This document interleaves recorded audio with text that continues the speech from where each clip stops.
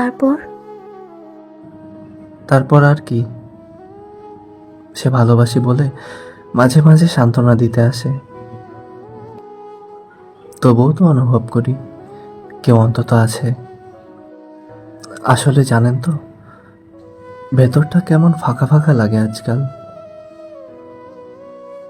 এই যে মাঝে মাঝে হঠাৎ খুদে বার্তায় সে বলে ভালোবাসি, ঠিক ওই সময়টুকুই মূলত আমার নিজেকে একা মনে হয় না। তারপর যখন সে দিনের পর দিন কথা না বলে দিব্যি থাকতে পারে, তখনই বুঝে যাই মানুষকে অন্তর দিয়ে ভালোবাসা আর মুখে মুখে ভালোবাসার পার্থক্য। আপনার কষ্ট হয় না? দুঃখ বা আফসোস হয় না? না তো,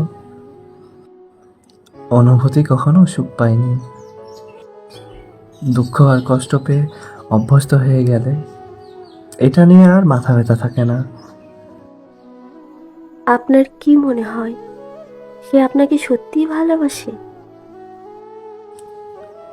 সে তো বলে ভালোবাসি, বাকিটা সেই ভালো জানে। তবে জানেন তো, আমার মনে হয় না কাউকে ভালোবেসে তার সাথে এক মুহূর্ত কথা না বলে থাকা যায়। কথা না হলে দম বন্ধ লাগে না? হুম, লাগে তো।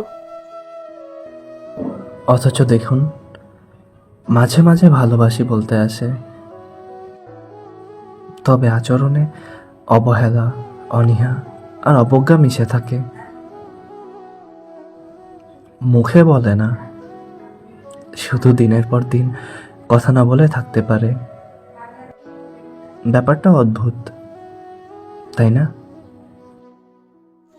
আচ্ছা, আপনার কাছে ভালোবাসা মানে কি? ভালোবাসার কোনো মানে হয় না, এটা একটা অনুভূতি মাত্র, যেটা বলে বোঝানো যায় না। এই যেমন ধরুন, যাকে আপনি ভালোবাসবেন তার ভালো থাকাটা আপনার কাছে সবচেয়ে বেশি ইম্পর্টেন্ট। আবার দেখুন,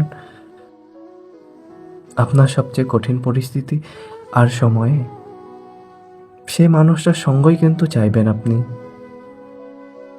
তাকে অনুভব করবেন, তাকে মিস করবেন, তাকে ছাড়া থাকতে পারবেন না।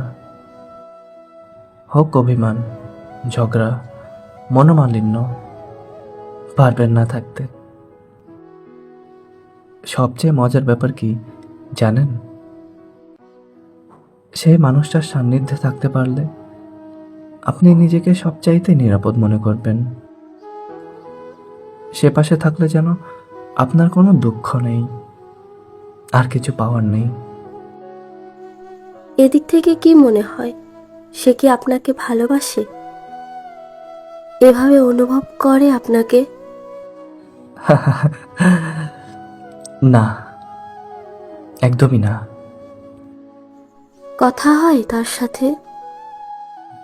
হুম, হয়তো। তারপর? তারপর আর কি, ওই যে মাঝে মাঝে খুদে বার্তায় ভালোবাসি বলে হুট করে একা করে দিয়ে চলে যায়।